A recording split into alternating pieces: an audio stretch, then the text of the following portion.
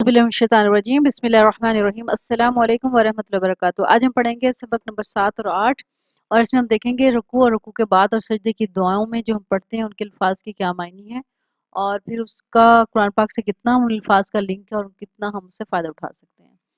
तो इसके लिए पहले लफ्ज़ आता है सुबहाना, पाक। ये 41 मरतबा कुरान पाक में आया है। अल अज़ीम 107 मरतबा अज़मत वाला। सुबहाना का मतलब पाक, अल अज़ीम अज़मत वाला। मिल भरकर 1 मरतबा। अर्ज ज़मीन। समा समावात आसमान 310 मरतबा। बैन दरमियान 266 मरतबा यानी कुरान पाक में आया है। शेता तूने चाहा 3 मरतबा। शेई अशिया चीज़, ये आमतौर पे भी हम बोलते हैं, हम कोई शय कोई चीज़ भी कह देते हैं, अशिया लेने जा रहे हैं तो उसका मतलब चीज़ होता है। और ये कुरान पाक में आया है 283 मरतबा। उसके बाद है 198 मरतबा आया है बाद। बाद ये हम आम रूटीन में भी बोलते हैं। अलई बुलंद, ये 11 मरतबा आया। आला सबसे बुलंद 9 मरतबा आया है। तो इसके कवायद देख लेते हैं। इलाही या हिम के साथ मिला के इलाहिम जैसे होता है तरफ, ये 736 मरतबा।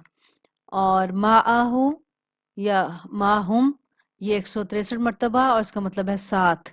इंदा हु या इंदा हुम पास, और ये 197 यानी 197 मरतबा कुरान पाक में आया है।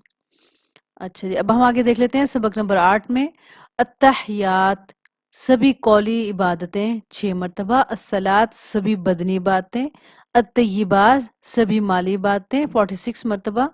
अस्सलाम सलामती। अन्नबी अम्बिया नबीयून, ये नबी मतलब नबी इनका इसका मतलब है, और ये 75 मरतबा यानी 75 मरतबा कुरान पाक में आया है।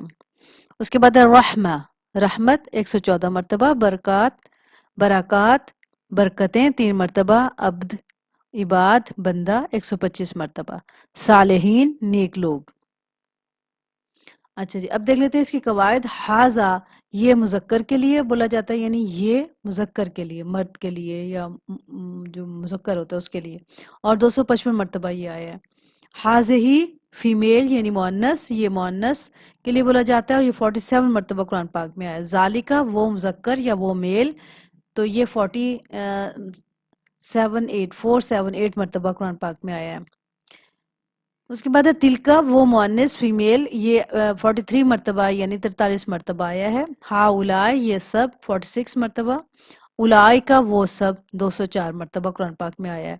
तो इसी तरह से अगर हम छोटे छोटे लफ्ज़ देखते रहेंगे और याद करते रहेंगे, साथ साथ पिछला सबक भी रिवाइज करते रहें और इन लफ्ज़ को भी हम पक्का और पुख्ता याद कर लें, तो जब ये लफ्ज़ कुरान पाक में कहीं पे भी आएंगे तो हम इसका मायने आते होंगे। तो ये इंशाअल्लाह ताला हम आखिर में ये रिव्यू लेंगे कि दरअसल हमने कितने लफ्ज़ याद कर लिए हैं। तो अल्लाह ताला हमें इल्म के साथ अमल करने की तौफीक और सआदत नसीब फरमाए। और ये थी आज की अमल की बात। जैसे कि आपको पता है मेरे चैनल का नाम चेंज हो चुका है और उसका नाम है अब अमल की बातें। तो इंशाल्लाह कोशिश करूंगी कि रोज़ाना एक वीडियो ऐसी डाल दूं जिसमें हमें अमली बात समझ आ जाए और उस पर अमल करके हम अपनी आखिरत को अच्छा से अच्छा बना सकें। अल्लाह ताला हमें इल्म के साथ अमल करने की तौफीक और सआदत नसीब फरमाए और अमली बातें जो कुरान और हदीस से साबित हैं उन पर अमल करके अपनी ज़िंदगी को बेहतरीन करने और आखिरत को बेहतरीन करने की तौफीक और सआदत नसीब फरमाए। आमीन या रब्बुल आलमीन। अस्सलामु अलैकुम वरहमतुल्लाहि वबरकातुहू।